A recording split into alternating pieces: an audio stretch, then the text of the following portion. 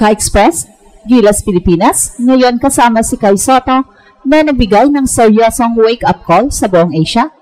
Sa sunod-sunod na malalakas na performances at statement wins, nagbago na ang tingin ng mga kalaban. Mula sa kupunang pinagtatawanan, ngayon ay kupunang kinatatakutan na.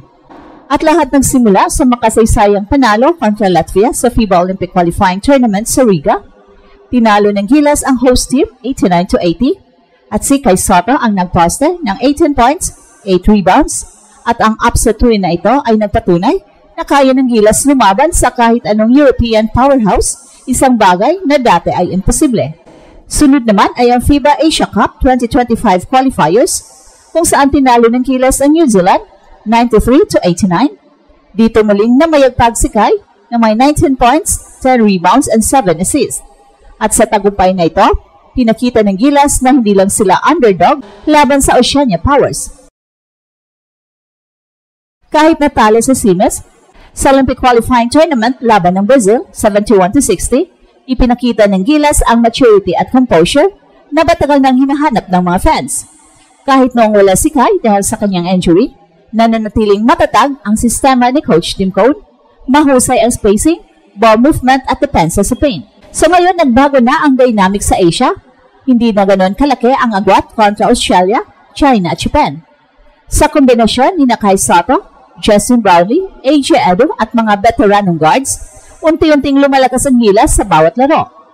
Well, sa madaling salita, tapos na ang panahon ng panlilibak, ang Gilas ay muling umaangat, handang hamunin ang pinakamalakas at patunayan na kaya ng Pinoy maging tunay na hari sa Asian basketball.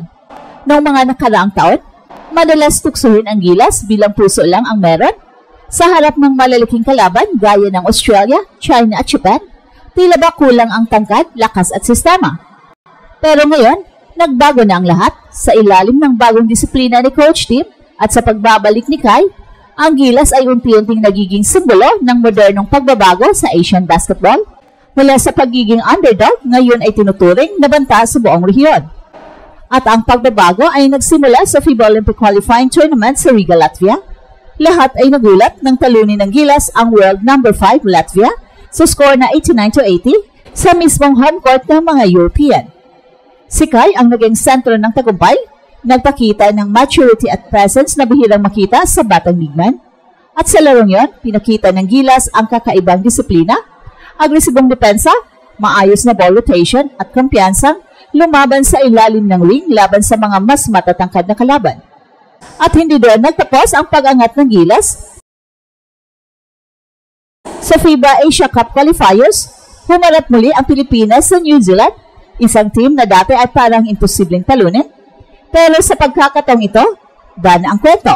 Sa likod ng 19 points, 10 rebounds ni Kai at sa tulong ni Justin Brownlee, Sergio Perez at Dwight Ramos, nakuha ng Gilas ang makasaysayang panalo 93-89. Ito ang kauna-unahang pagkakataon na tinalo ng Pilipinas ang New Zealand All Blacks sa isang official FIBA game. Pero ang pinaka-testamento ng maturity ng Gilas ay nakita nang makaharap nila ang Brazil at Georgia sa Olympic Qualifying Tournament. Kahit natalo, nakipagsabayan ng Pilipinas hanggang dulo. Walang nag-collapse, walang bumitaw, pinakita nila na kaya na nilang sumabay sa ritmo ng mga European systems. Si AJ Edo ay nagpakita ng solid rim protection, habang si JB ay nagbigay ng veteran stability sa crunch time. Ang pinakamalaking pagbabago ngayon ay ang kultura. Ang mga kalaban na dati panay tawas sa undersized lineup ng Gilas, ngayon ay nag-uumpisang maghanda ng gusto kapag kalaban ng Pilipinas. Sa scouting reports ng ibang bansa, binibigyang diin na ang front-court presence ni Kai, ang versatility ni AJ, at ang pace and space offense ni Coach Tim Cone. Well, ayon sa mga analyst, ang Pilipinas ngayon ay one system away mula sa pagiging top-tier Asian power. Sa bawat laro, lumilinaw na hindi na sapat ang experience at size advantage ng China at Australia dahil ang Gilas ay may puso, chemistry at ngayon, elite-level execution. Mula sa panahong pinagtatawanan, ngayon ay pinaghandaan.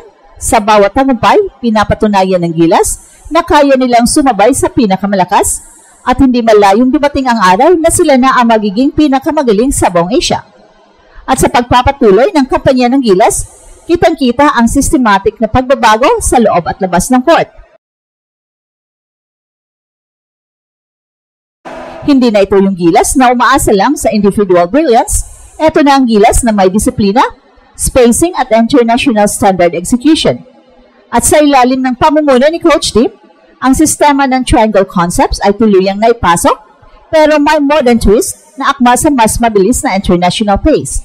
Isa sa mga pangunahing dahilan ng bagong asenso ay ang balancing kombinasyon ng youth at experience. Si Kai, na ngayon mas matured at composed, ay hindi na lang umaasa sa highlight plays. Sa bawat possession, alam niya na siya ang anchor ng depensa, timing, positioning at rim protection. At sa kabilang banda, si JB ay nagsilbing glue guy, nagbibigay ng leadership, clutch scoring at kumpiyansa sa mga batang teammates. Samantala, sina Sergio Perez at Dwight Ramos ay nagiging perfect complement sa perimeter, agresibo sa depensa, mabilis sa transition at consistent sa scoring. Ang magandang chemistry na ito ay resulta ng consistency sa training at ayon sa mga insiders, mula nang ma-establish ang kanilang sistema sa ilalim ng national team program, mas nagkaroon ng rhythm ang Gilas. Kahit may mga player pa rin nakakommit sa PBA, unti-unti nang nagkakaroon ng familiarity at trust sa isa't isa. Ito ang eksaktong bagay na kulang sa mga nakarang editions ng Gilas, ang continuity.